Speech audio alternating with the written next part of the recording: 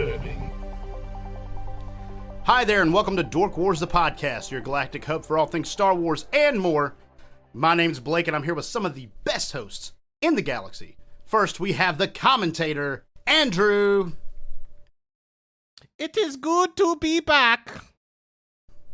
All right, I guess he's Moyen. And our very own Jedi Archive, Dietrich. It is I, the one, the only, me. Dun dun dun dun. Yes, anyway. It is him. Timothy. And we have a very special guest today. Let me introduce to you our good friend, Stefan. Hey, thanks for having me, guys. I'm a longtime fan. I'm absolutely pleased. Don't lie to us. It is a pleasure to be here and discuss Star Wars in general, and to just get into everything with it. Terrible. We're gonna get into everything. So it's been a while since we've been on the air. We fired Wesley and Grant. No, I'm just kidding. We didn't. Wesley is throwing a killer house party that we weren't invited to, and Grant's moving. So they couldn't be on today, even after our very long hiatus. We've had this on the books for at least 4 days. Yeah, at least 4 days. Yeah, four whole days. Solid 4 days. Yeah. They should have known. Yeah. But without further ado, thank you for letting us back into your ears. Now hear this. Now hear this! Now hear this! Now you hear this, whoever you are.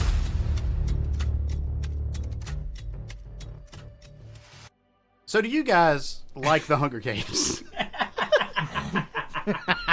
Excuse me. I do not like the Hunger Games. As a participant, or as a form of like a fan? I kind of like watching the teenagers kill each other. I mean, yeah, it's fun. Yeah, I don't think it's really great.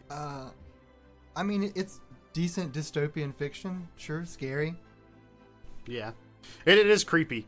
I am a fan of the Hunger Games. There is a new Hunger Games book coming out in March of 2025, and I believe a movie is set to be made and premiere in 2026. So kind of, they already know there's going to be a movie, right? I mean, we've gotten 4 Hunger Games books. They've made 4 Hunger Games movies. I guess there's no reason to not just go and announce both at the same time. So yeah, that's happening. I wish Wesley was here because he's a big fan of the Hunger Games. He gave us all the R-rated takes. Both of the big fans are not here. I think I'm a bigger fan of the Hunger Games than Grant. I think Grant's a poser. Really? Yeah, he's a poser. Do they know anything about the new? Is it a continuation? So this new one is going to go back to the 50th Hunger Games. Okay. And cover Haymitch. Right. The guy who was the mentor for Katniss and Pita Bread. Oh, I really hope it's just CGI over what's his name? What's the actor's name? I can't think of his name. I just wanted to be him, but he looks stupid young. Yeah. Is it Woody Harrelson? Woody Harrelson. Yeah, that's it. Yeah. With the hair. Yeah. With the hair. Dude, the hair takes me out every time. I see the hair and I'm like, I don't know what's going on. But that's happening. And that's all the news I have. Dork Wars, the podcast, has a merchandise store. Merchandising. Merchandising? What's that? Merchandising. Come, I'll show you. Open up the store. We've got Dork Wars the t-shirt, Dork Wars the coffee mug, Dork Wars the hoodie. We even have Dork Wars the Jedi killing daggers. Only sold on our website. Not exactly true. We actually don't have any daggers. I don't know. Can you sell daggers online? I'm sure you can. Yeah. If you're a registered thing. We can get registered. Yeah. Yeah. Yeah. I'm sure that won't cost money that we don't have. I buy lightsabers online. Santa Claus isn't real, right?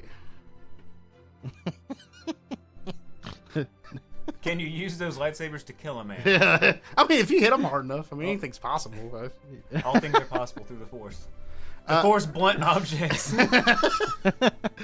Anyways, you can find all of those items except the daggers and weaponry at dorkwarspodcast.com. Check it out. Dork Wars the podcast is also part of the Subculture Podcast Network. This show is part of the Subculture Podcast Network. For pop culture and entertainment podcasts, go to bio.link/subculturepodnetwork. Prepare to be entertained. So let's go on and get to the main topic. I know we've kind of rushed through the preliminaries a little bit, but that's okay because we're kind of getting our feet wet back into podcasting. Some of us have some limited time, and some of us just forgot how to do this. That's me. So without further ado, let's go on and talk about the first 2 episodes of The Acolyte. The Jedi justify their galactic dominance in the name of peace. But that peace is a lie. Before we get into discussing The Acolyte, I do warn you, obviously there's going to be some heavy spoilers here. If you have not seen the first 2 episodes of The Acolyte, pause Dork Wars the podcast, close us out, go watch those 2 episodes, and then come back and listen to what we have to say about it. So these first 2 episodes are called Lost Found and Revenge Justice, respectively. Lost Found being the first episode, Revenge Justice being the second episode. I know I said all those words kind of together. So we're not going to go sequentially here. Let's just hit the highlights. Like what did you like? What didn't you like? Let's start out with the likes. What's some positives about these first 2 episodes? Andrew, you first. Some positives about these episodes. I like where the story's going. I like that it's a little different. I really enjoy the actors so far. I think that the acting is believable for the most part. There's one in particular that's odd. But I like that there's mystery, and I'm hoping that even after the second episode, there's not all the mystery is spoiled. I'm hoping. We'll see. I don't know. That's what I'm looking forward to. It's interesting you bring that up because I've seen online where there's been a couple of different YouTubers, and I watch the reviews and what people think about the episode generally after I viewed them. And I've seen a few people say, man, they killed off all these people super quick. Like, we should have gotten a whole episode or 2 with Carrie-Anne Moss's character, Master Indira, or the silent monk guy. We should have got an episode or 2 he doesn't talk, so it's not like you're going to get anything out of him anyway. But I really like that we have no idea who these people are. There's just people dying and we don't know why, and it adds to that mystery. I agree with you, Andrew. I think that is a cool element that we've never had before in one of these Star Wars stories. I kind of like that we're getting back to death in Star Wars. For a while, it seems like they just bring anybody back at any time, and death didn't really matter. Starting to feel like it actually matters. Was there blood? Was there blood? There was a little bit. Master Indira had a little bit of blood coming out of her dagger wound. Interesting. Yeah, there was some blood. And I really do like that fight, man. That opening fight scene was pretty good. I like the misdirection. Obviously, the May, we're assuming was May, didn't have a lightsaber. All she had was those daggers, and she used them amazing. I mean, just not for just attack, but for misdirection. That's how she kills Master Indira. It was an intellectual fight. It wasn't just hack and slash. Like there was strategy. There was a lot of different elements that I really, really enjoyed. One aspect of the fight that I really appreciated and enjoyed was how it showed how Jedis are all about defense. They use the Force for defense, never for attack. I agree. And then May exploited that, and it really became a weakness for Master Indira, and ended up being what killed her. Yeah. And we see in the prequel movies, man, Jedi's gonna whip the lightsaber out whenever. So this is a good contrast to kind of the prequel era. It's really good, and it kind of establishes, well, how did the Jedi become so corrupted by the time of the End of the Republic and the Rise of the Empire? Yeah. That's definitely one thing that's interesting about that scene, though, is who we assume to be May at the time, we learn later is her sister. When the Jedi pulls out her lightsaber, she's like, oh, well, Jedi only bring out the lightsaber when they're going to kill. Mm-hmm. So that's only at that point is when the fight kind of revved up, and she's like, I've got to do something drastic to win the fight. When they draw the lightsaber, usually that's the last resort. Should be. But we're all spoiled on prequel era, and Jedi's just be pulling lightsabers out for everything. Mm-hmm. But in theory, a Jedi should only pull that weapon out. It's like a gun. I mean, every one of us in here has shot a gun and know kind of basic gun safety.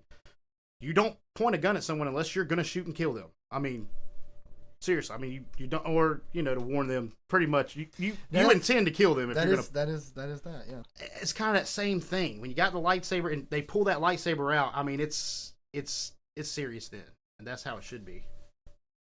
So, Dietrich, what are your positives for these first 2 episodes of The Acolyte? I really like a lot of the lore and the kind of reaching back into some of the Knights of the Old Republic stuff and the references to really all of the kind of older Star Wars things, or even things from the comics. I like a lot of the world building. I think is doing a lot of heavy lifting in these first 2 episodes, and the actions. I think the action's really good. Yeah, and I think a lot of that goes back to the pacing for me. I mean, even there's action. And there's the world building, kind of the exposition of the story we're getting. I mean, those first 2 episodes, the reason they put them together the way that they do is to kind of set that foundation for the story. I don't know why they put out episode 1 and 2 at the same time and not just make it one big long episode. I'm sure we could probably all come up with we could probably all come up with reasons. I guess. I think that that's a major point in a lot of new Disney Star Wars is that they are releasing the first 2 episodes in every series, because if they don't, I don't think the first episode hooks them. Yeah. And I think a lot of the stuff in the first and second episode could be left for later. Yeah. Or cut out completely. Right.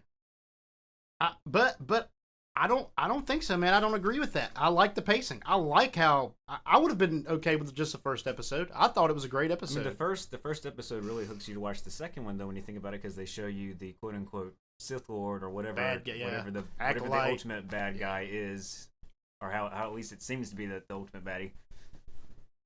Who knows? It'd be funny if it ends up being that's the Acolyte, the dude with the red lightsaber, not even May's sister. I can't remember her name. What's Osha. her sister? Osha. May's the bad guy. May is She's the bad twin. Osha's the good twin. Yes. Oh, okay. Yeah, all right. she's all about the health and safety.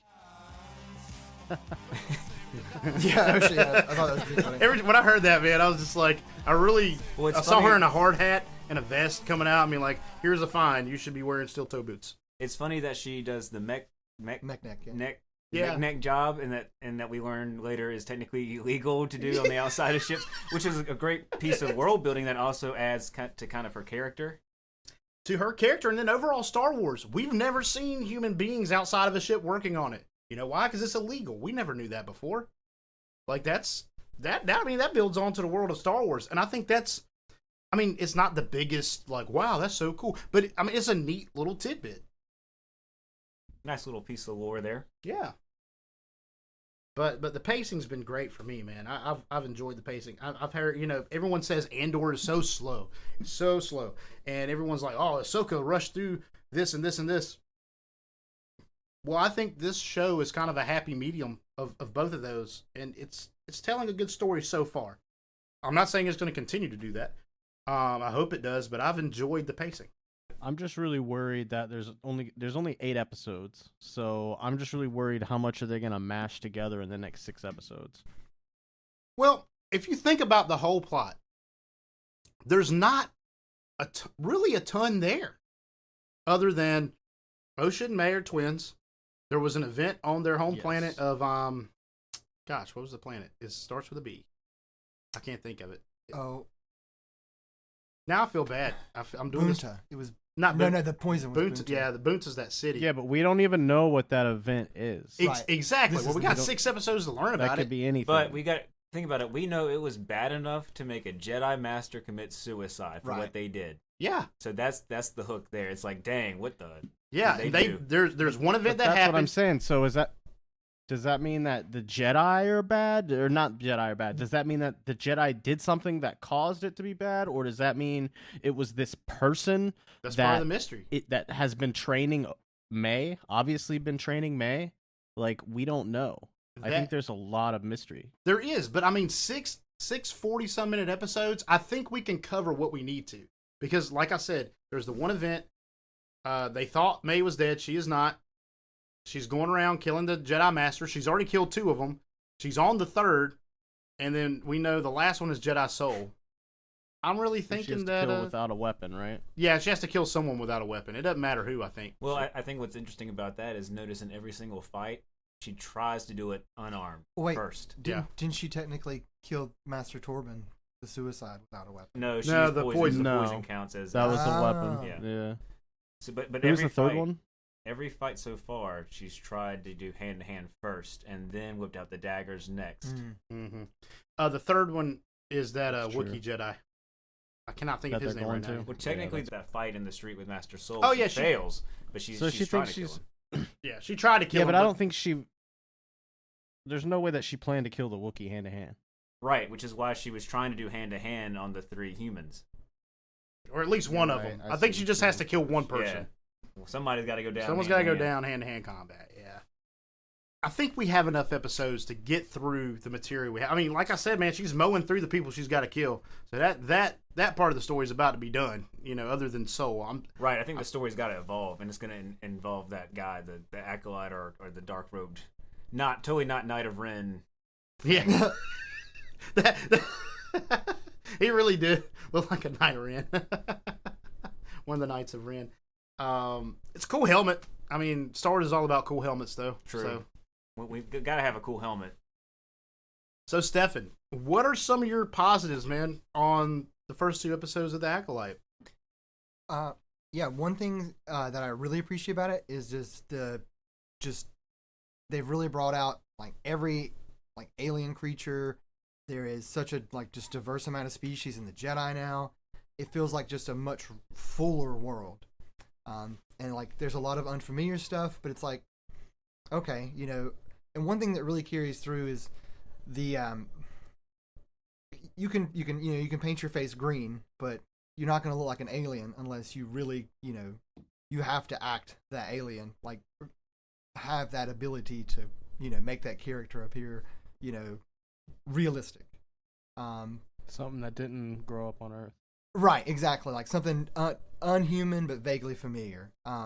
Which is, you know, that I really love creature effects and the costuming, and that's my positive. The if criticisms are like the inverse of that. We could talk about that later. We'll get there in a few.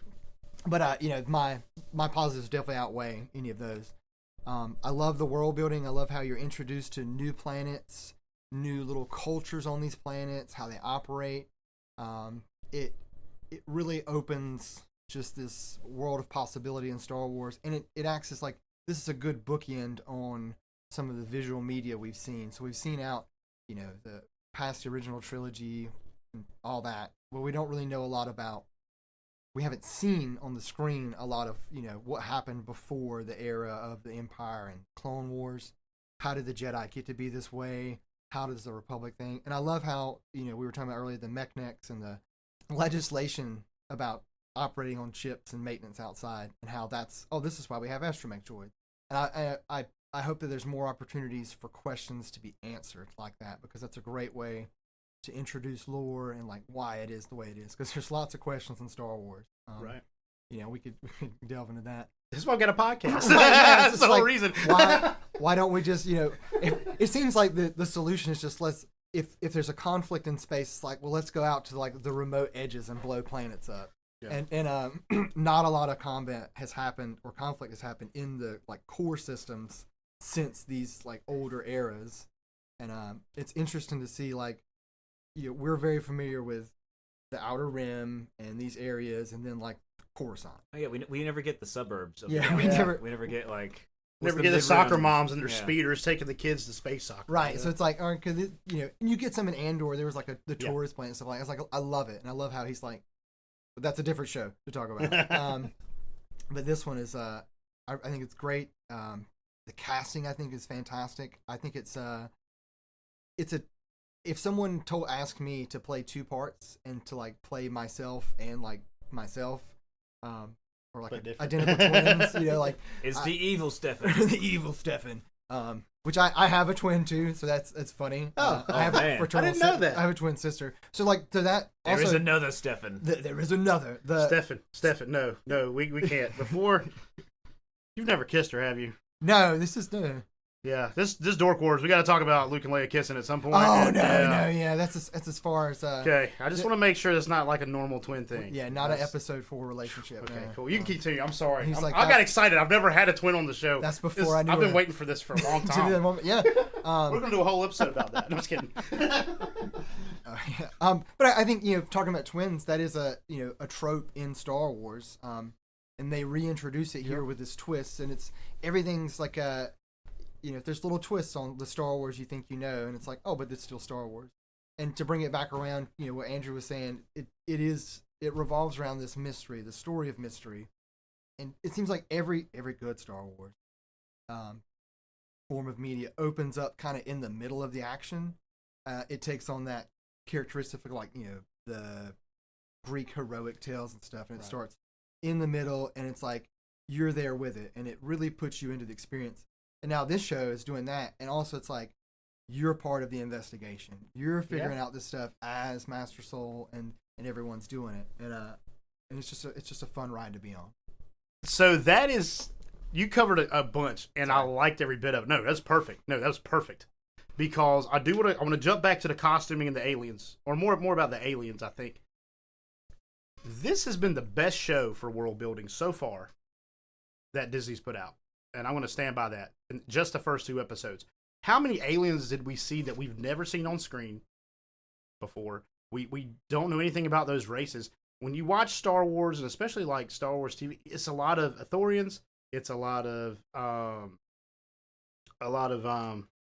Rodians. Rodians are a big thing. You get a lot of Zebrax. Zebrax, yeah, some of the Zebrax. You get some what's the lizard people? Trandoshans. Yeah, the Transdoshans. The Trandoshans, yeah. Wookiees, Weequays.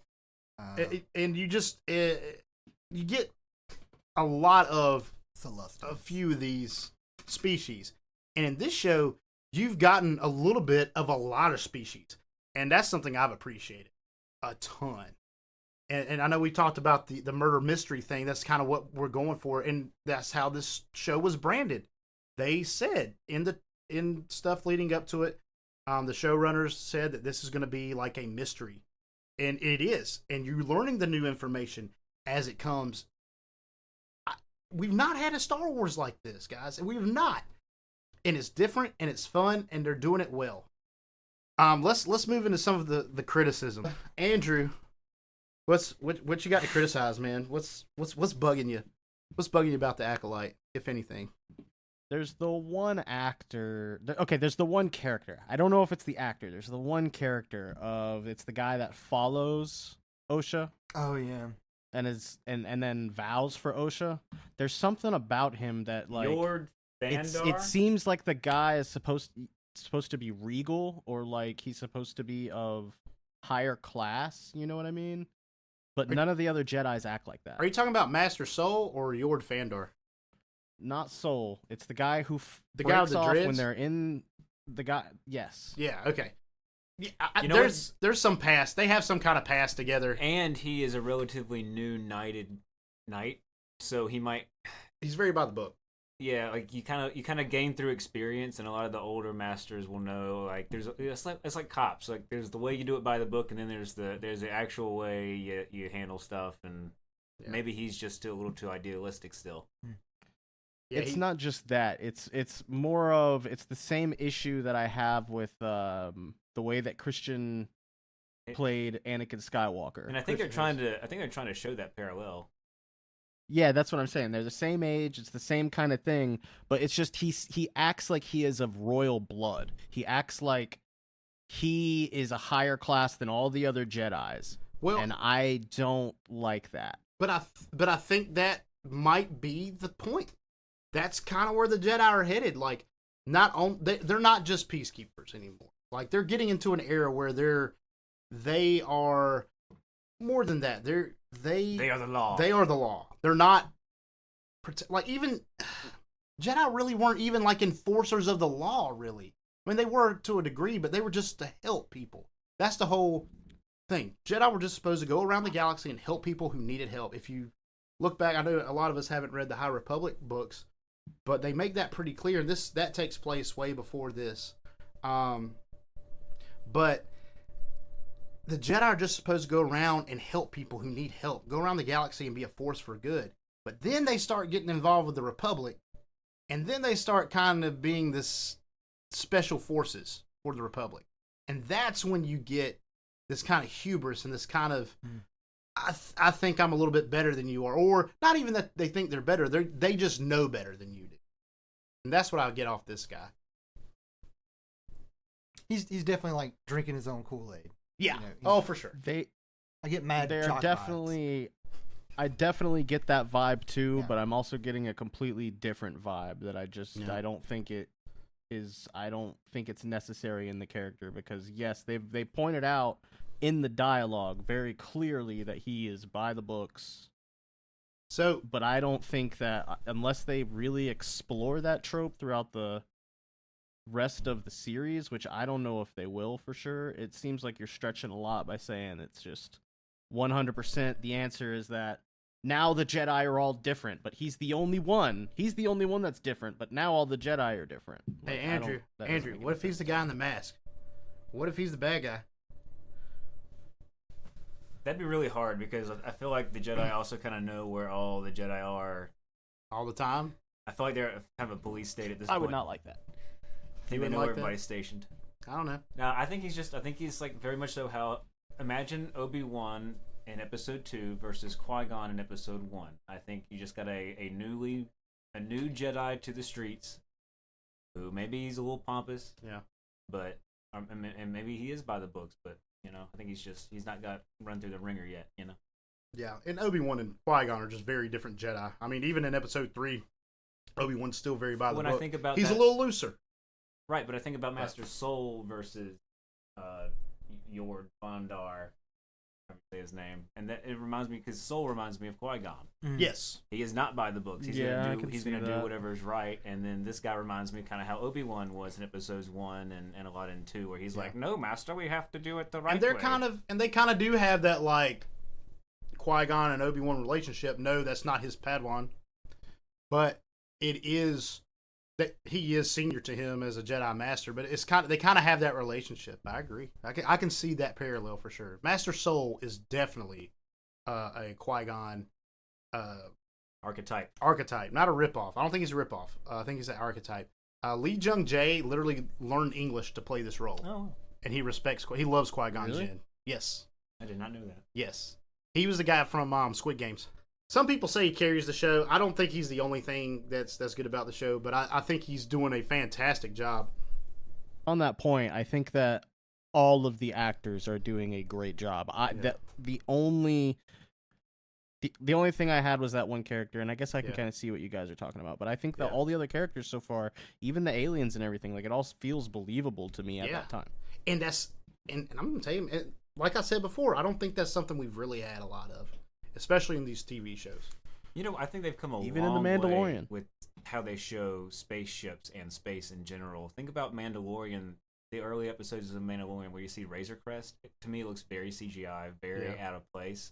But I swear that Trade Federation ship and that Jedi ship that comes up, it looks like movie quality. I will say that the budget for this was pretty. I think it was like 180 million. Like it's pretty hefty. But you know, TV shows don't have the budget, so that's why The Mandalorian probably looked a little janky at the beginning. Didn't have the funding of a movie. It was the beginning. Just the beginning, just the beginning.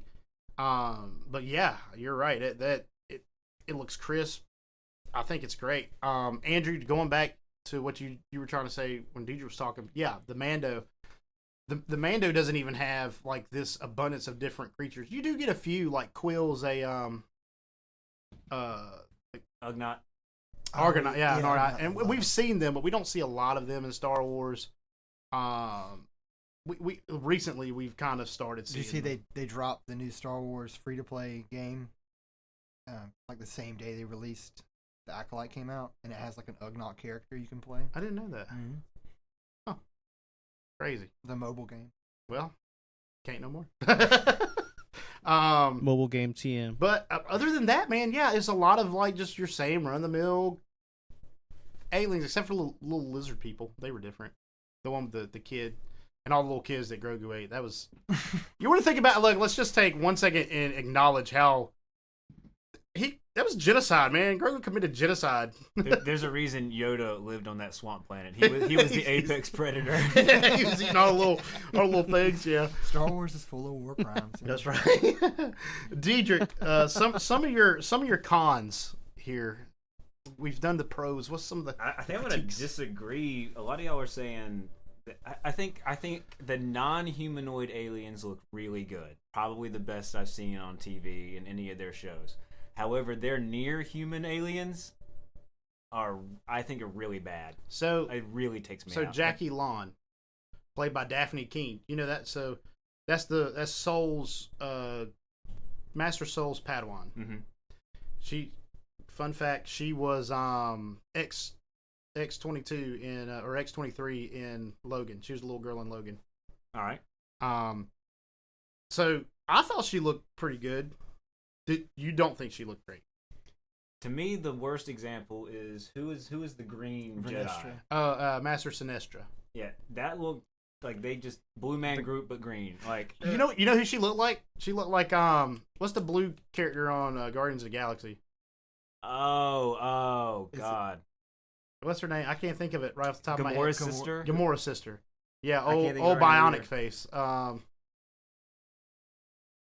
I can't think of her name, but I mean, that I kind of got that vibe. I think they did her better, but that looks. Really I think Jackie bad. Lon looked good. I think the one you're talking about is the one that I noticed. Sinestra. Yeah, Sinestra was. Yeah. I didn't think she was bad, but she literally just looked like a human painted green with a little tattoo thing on her head. Yeah, that. Oh, I didn't even notice that. Anytime she was on screen, I was taken out of the moment. I was just like, that doesn't look. That's not good. This is bad. They need to change this. That's I like, don't know how they got to new change TV. it. Either make that character human or make it different enough. Well, that character is actually from the High Republic books. They apparently live very, very long lifespans. Same species as Barriss Offee. I don't know the species off the top of my head. Maralucan? No. Vernestra. Is that who you're talking about? Yes. Vernestra? Master Vernestra. Okay. Yeah, dude, Vernestra. Okay, I also had to point out, I didn't like Vernestra's acting either. I felt like... Yeah. Yeah, it was a little all. wooden. It seemed a little wooden. She was very... Yeah, that's it. That's a good... Yeah. Yeah. That's a good word. Very wooden. That character, actually, last we've seen her is in the High Republic books, and she's going to be what's called a Wayseeker. And a Wayseeker, back before all of this, was a Jedi who wasn't doing things for the Order. They were out seeking the truth of the Force, basically. Like, going out and doing what they thought they should do. But they were still, like, a Jedi. And that's where we left off with her. So, like, a very free-spirited, like, going to find out what's up kind of Jedi. And now she's on the council, and she's very, very strict, it seems. And it's very like, yeah, we're going to have a council meeting. We're going to get everyone involved, and we're going to make a plan. We're going to do this. So, where we've actually left off with that character for people who've read the High Republic stuff and where we are now is very different. And I don't know whether that's a good thing or not. I don't know. It's kind of weird. That's the one thing about all this that's a little strange is that you have some holdovers from the High Republic books, which everyone hasn't read. I would dare say most people haven't. I haven't completed them. I've read a few of those books, and they're great. Love them. But that's just not everyone's cup of tea, you know? And I would say the majority of Star Wars fans don't read all those books. Most of them will go on Wikipedia and read what happened in them, but they won't necessarily read them. So, Vernestra, haven't heard in here. I don't know if that's a good thing or bad thing. It also calls into question to me why in Tales of the Sith, Barriss Offee seemed to age like normal, but this character does not. So, I guess I'm getting to my critiques right this second, too. I mean, that's something that I thought was weird. But anyways, Diedrich, anything else on that? Well, I got a couple more critiques. Go for it, yeah. I mean, I just said that some of the near-human aliens, I think, look pretty bad. And then some of the dialogue is a little too exposition-y. Like, it's a little too on the nose. Like, they had to say old girl's story about 4 times in between the 2 episodes. And I'm like, all right, this is getting a little too much. I don't know, exposition, or I guess dialogue in general in Star Wars has never been its best component. Yeah. It's always a little clunky. Here, I think it's a little super clunky because I guess they're trying to keep everybody up to speed, make sure everybody understands what's going on. It's a TV show, but I think it could use a little bit of a tune-up. It's not the worst I think Star Wars has ever been, but the dialogue is fairly bad. And then my last Whoa, gripe, I gotta pick on that real quick though. I want to pick on that real quick, if that's okay. The dialogue what? thing. all right. The dialogue. Yeah. So this is a problem I found in like Hollywood movies, TV as a whole lately. Is I don't know if they think the general. I think the general public's kind of stupid. I'm sorry, general public, if you're listening. The people who listen to Dork Wars podcast are a cut above though. Not you. Everyone. Not else. you. Everyone else. Literally everyone else. But it's like they think people are stupid, and they have to do that, or else they won't remember. And it's not just Star Wars. I mean, it's almost everything you watch now. Almost everything. I remember back in the day, man, they just drop you in a movie and give you no background on anything, and you find that out through actions and dialogue not quite about. Yeah, you read in between the lines. You read in between and the you lines. don't really have to do that anymore. There's not a lot of that in Hollywood, TV, movie at all these days. But that's what I think. Sorry. Anyways, your last critique. All right, last and biggest gripe. Ooh, big gripe. Biggest gripe. Why does May and Osha have the same haircut or same exact hairstyle? Budget. It's the budget. But they were raised 16 years apart, completely different like parts of the galaxy. You would think they have the exact same hair. Nature versus nurture. Hold on.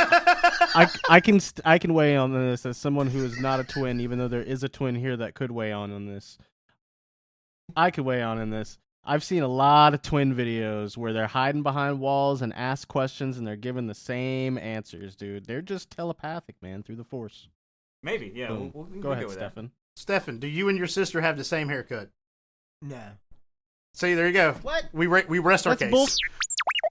Yeah. Come on, Stefan. Yeah. Sorry. Rest our case. I don't think I could call her, but I don't think she does. Well, do you have any insight into why this could be?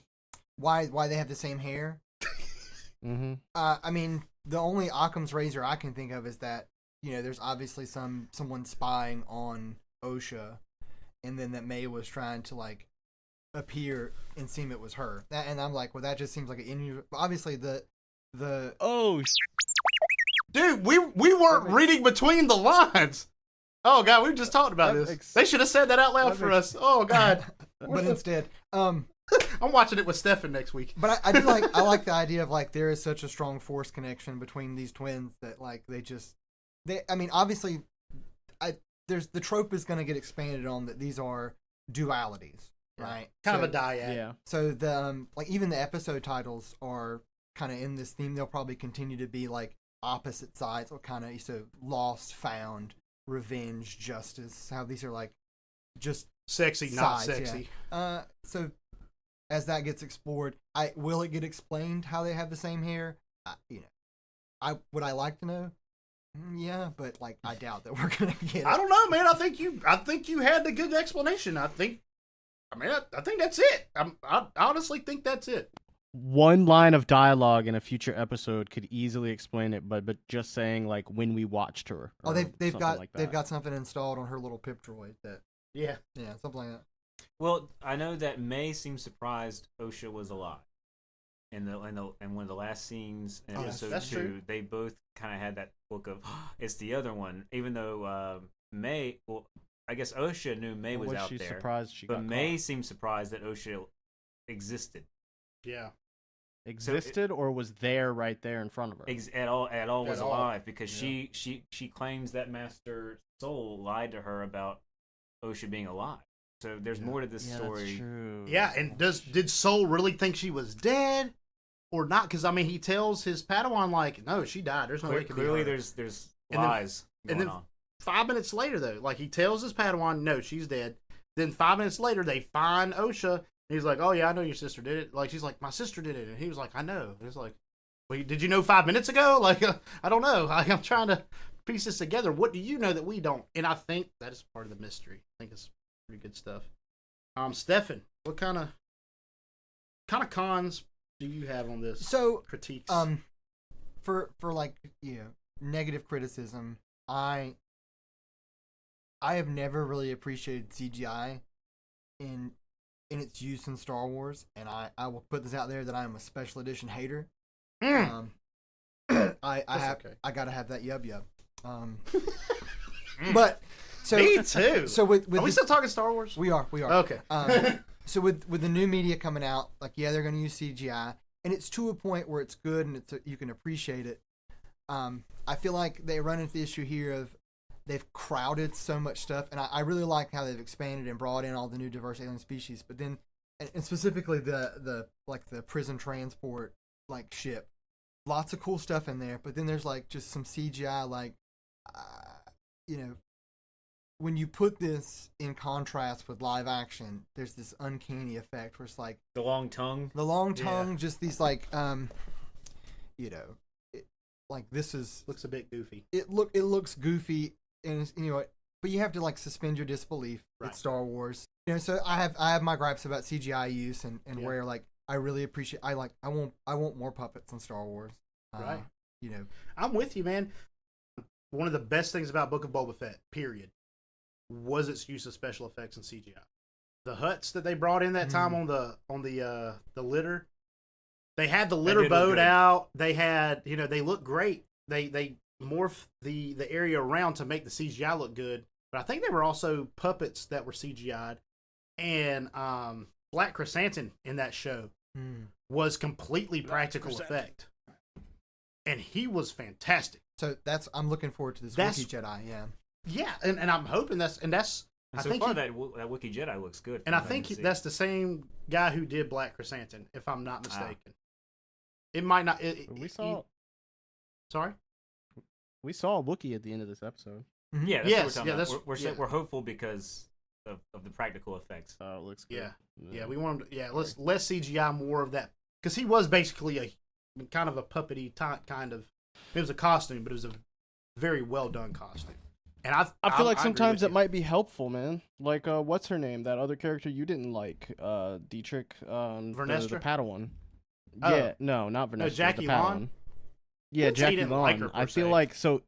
I think that her look was great. It's just that her skin looked human, and I think they probably should have done something to make her skin not look human. And digital effects definitely could have like helped some her. glitter on there. Right. So it's that uncanny valley where this doesn't quite look right, and I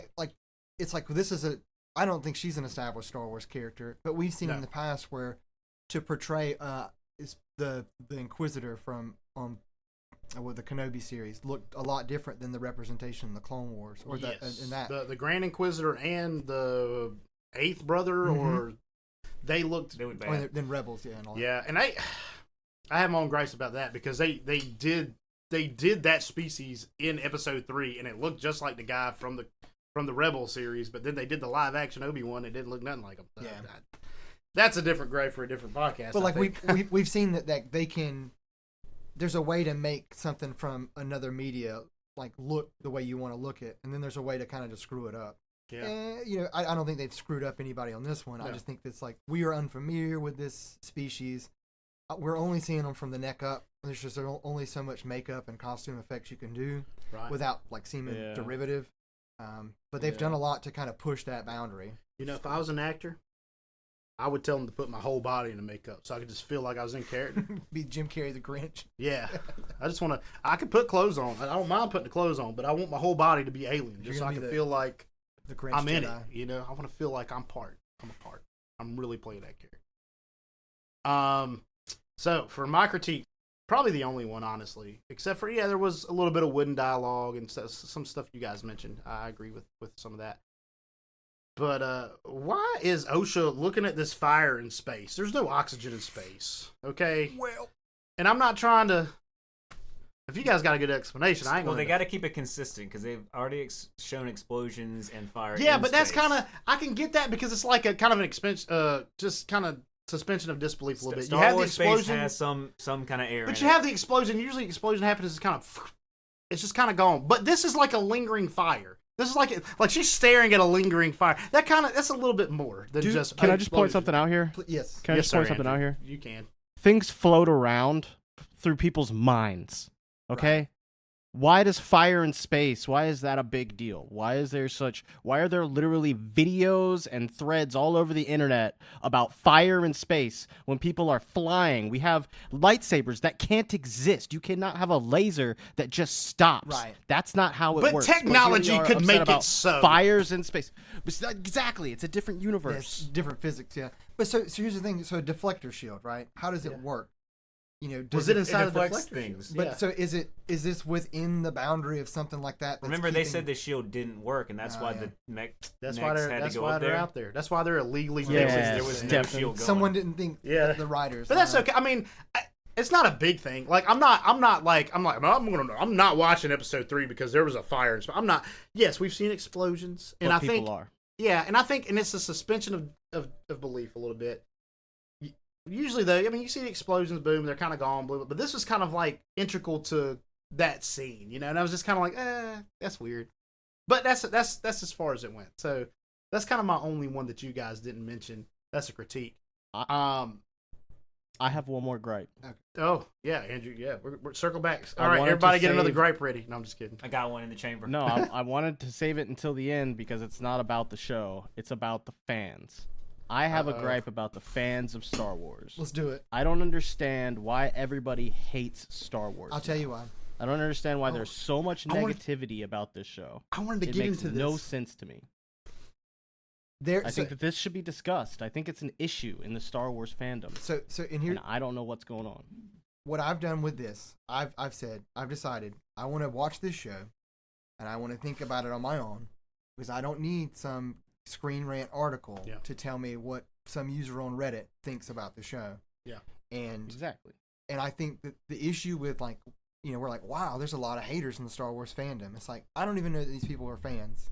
I think that there is a way that hate, especially like when you know, just hating on things online, people, you know, want to jump in on that, and you can engage with people. Hate spreads fast. Hate does spread does. fast. See, I see that, but if you go look at the user scores, they're super low. So The critic scores are high, and the user scores are super low. Well, I a mean, lot of there- the hate there that could- I see is I think that there could be some like filtration through the hate of Yeah. like, these people are you're like, if you scroll through your phone, you're going to be bombarded with articles about the show. Yeah. And the ones that are going to get the most attention and traction are Are ones that are negative. going to be negative, right? always, it's always yeah, like that's a that. good point. So That's a good point. we usually don't get into kind of like this discussion most of the time in Dork Wars, but I'm totally about having it because I was going to bring it up as well, Andrew. Like we're on the same wavelength. I hope we would get. I was hoping we would get naturally there because I was hoping somebody would hate the show. Well, that's the. But I think that's a testament to what we're talking about. It's bigger YouTubers and bigger critics. Like I don't want to name any names. He might live rent free in my head sometimes, and he might rhyme with Barcore's query. But like I've seen a lot of hate, and like this is too slow. This is too fast, and I kind of mentioned that a little bit earlier. This isn't right, and the fire, like they made a big thing about the fire thing. I saw it, and I was just, you know, I was kind of like, that's a weird choice, but okay, you know, that's not a show breaking. I do thing. get it though. I do get it. I get it, but it's not a show breaking thing. It's not like, man, this is the worst ever. But some people just want to hate Star Wars because hate sells sometimes. Some people are so invested in this I hate Star Wars thing. Like, and you guys know we did Ahsoka. I didn't enjoy most of Ahsoka. I did like parts of it, but I didn't enjoy it as a whole. Doesn't mean I hate Star Sure. Wars. This show, I wanted to come in a fresh look and say, look, I'm not going to put it. I just want to watch the show, see if I like it. I've liked it so far. Will I continue to like it? I hope so. I might not, but so far, I agree. I'm impressed. I agree. I have high hopes for the future, but if it doesn't turn out to be the best show, it'll be like, I don't know, The Mandalorian. It is what it is. And I'll say this too, man. We usually don't get into like political kind of stuff on here, but like everyone that's like it's pushing the LBGTQ thing and it's pushing this. It hasn't pushed anything yet. It hasn't pushed any of that. I will say there's that one scene where Osha's character is talking to Jackie, yeah. and there's a lingering like, oh, I'm very flexible. and Yeah. like and the camera kind of stays on it to where it's almost like she's kind of like hitting on Yeah. the Padawan. Okay. But like that was it, and It's kind of a it passing was thing. super Vague. super like subtle. Like I'm gonna be honest, I didn't notice There that. was I didn't notice it either. there was also there's a passing reference to the family structure on OSHA's, like she talked about her mother. Yeah. and that's well, I think we've kind of seen in some clips that they've shown from the trailers that it's almost like a witch-like coven that she actually lived with. Yeah. And here's something Like that, the Dothromir witches. Yeah. right, and it's like it's not outside of the realm of what's known in Star Wars, but something that here's a representation of a non-traditional family structure, Yeah. and this is what it is. Yeah. Not pushing her or anybody. It's just there. That's how Right, she was and I'm not saying, and it might be her. I don't know if we don't know if it's her two natural mothers or not. I don't know, but I get that some people don't want certain, like I don't want to be in there to push and to cater to a certain group of people. I think Disney does some pandering. I'm not saying they don't. I think that's totally in their arsenal, but I haven't seen it in this show. I haven't. Not So for yet. people to come on and start hating on it because of that, it's not happened. It's not happened yet. So why? Not yet. Yeah, and it might not. I mean, why?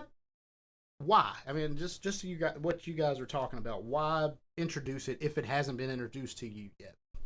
So, I think the strongest point is that there is a vocal minority, probably. oh, there is. for Just sure. like with everything these days. Well, and I will warn you guys. Episode 3 is supposed to destroy Star Wars canon and lore for the rest of eternity. Star Wars is not going to be Star Wars after Episode 3 of the Acolyte. That's what I keep seeing on all the Well, that's the extreme articles this and- extreme headline that Yeah. gets engagement, and then it's just going to be some nonsense. Yeah. Or who knows? Maybe it's it 3 does. or 4. I've heard 3 and 4, so they don't even know. I mean, it's all just capture your attention headlines. Well, somehow Palpatine returned. Yeah, So that's so stupid. Well. I'm gonna name this episode Episode 3. It sucks of the Acolyte. It's gonna Anakin is actually sleeping with Darth Vader. What? He's the same person. Yeah, he does pleasure himself. This is.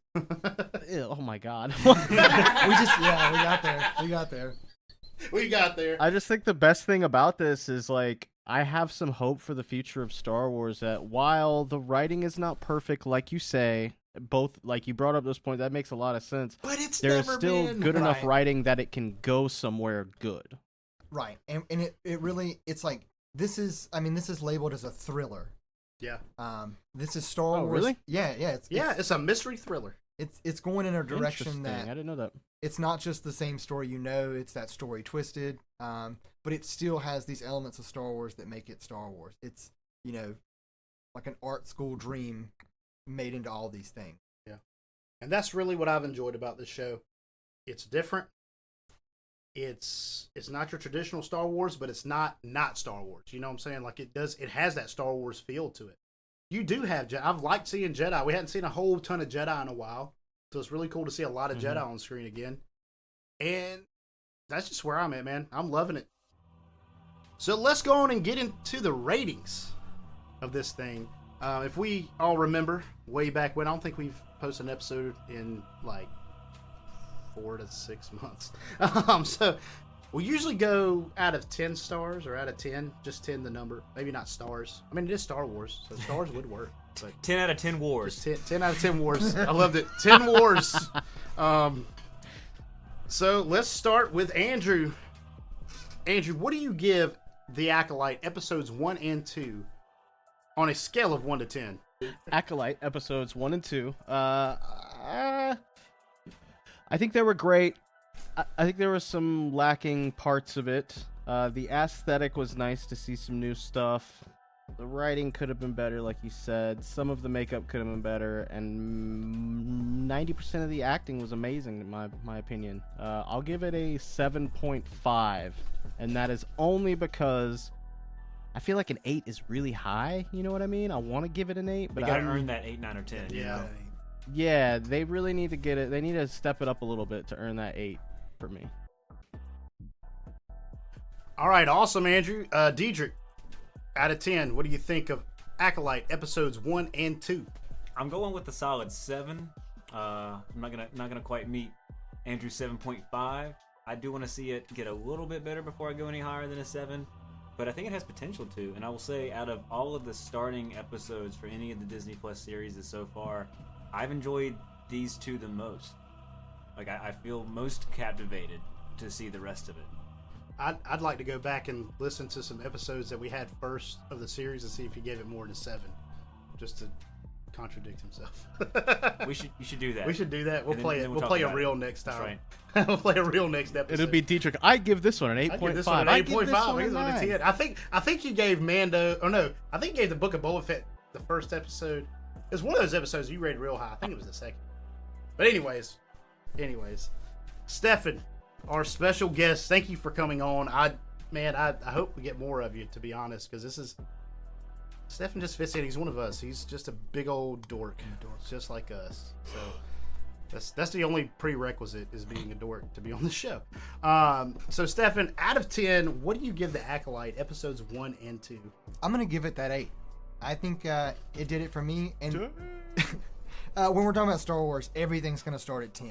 Okay, for me, just because I'm happy for new Star Wars. I'm glad. Throw it out wherever you got. Star Wars pops up. We'll You're see like, if it 10. sticks. Yeah. Except for a mobile game. I will not play a mobile game. Cancel. No, I'm on my phone too much as it is. I really enjoyed it though. I think and the thing behind all the movie magic, or TV magic, someone has edited this and cut it up and put it in these formats, and they're it really feels like we're on this journey of discovery. We're involved in this investigation. It's like something bad has happened, and these people we thought were good were involved, and like the CGI and the green bald-headed green actors, they're not gonna throw us off that trail. We're in there. We're here for the ride. Yeah, so Stefan treats Star Wars like his waiter at the restaurant. You're getting $5 tip, and every time she doesn't come refill it, lose 50 cents. No, I wouldn't do that. That's a joke. It was a joke. My father-in-law would. He doesn't listen to this podcast. It's okay. For my rating, I'm with Stefan, man. I'm giving it an 8. I don't think I've ever outclassed you guys in a rating before. You have not ever. So I'm giving it an 8 because of kind of what Dietrich said. It is the most captivated I've been in the first 2 episodes of any of these shows. It did have an expansive world-building experience on things I didn't know about Star Wars. It did show me different species of aliens that I've wanted to see. It did provide me mystery and thrills that it promised. So I'm going to give it an 8 solely because I'm expecting more because of these episodes. It was a great intro. It was paced well. The acting was really good. I think there was some parts that were a little lacking, but that's everything today. I mean, that's everything I watch. So I can't hold that against the show itself. I just think the story is different, and I don't know where it's going, and that excites me. So I'm giving it an 8 out of 10. All right, so with that, we need to turn it over to Master Yoda for the word of the week. There is more knowledge here than anywhere else in the galaxy. Hate, the word of the week is. Hate.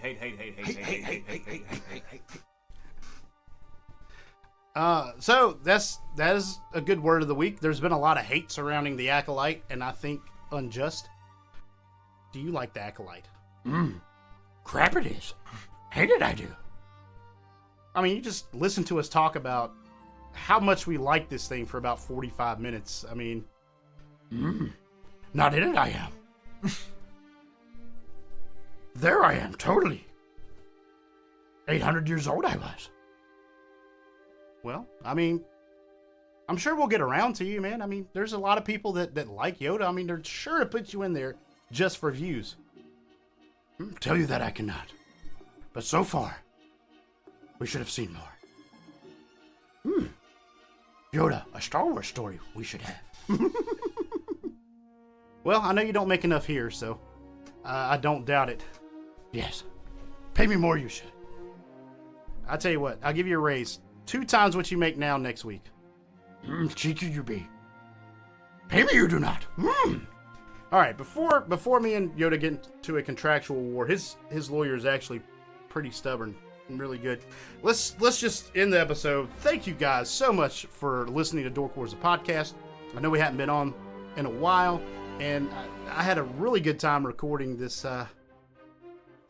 episode and our return. Right, the boys are back, and can't wait to do more. We will be back with you here shortly. I don't know if we're going to do weekly or bi-weekly yet. We're still working out schedules, which I know is a pretty sad thing for you guys to hear, because you're like, oh man, they're not going to be back for 6 months. But no, that's not true. We're getting back into this thing. But thank you guys so much for following us, listening, following us on Facebook and Twitter, I guess X, Twix, as we like to call it here. Just find us at Dork Wars Podcast. Follow us on dorkwarspodcast.com. Go check out the website. That's where you can find all things dork. Thank you guys so much, and may the Force be with you. Thank you for supporting Dork Wars, the podcast. You can check us out on facebook.com/Dork Wars, the podcast. And if you would like to join in on the discussion, or maybe suggest topics for us to discuss, please do so by joining our Discord community or sending us an email at dorkwarspodcast@gmail.com. This has been a I'm Loving It production.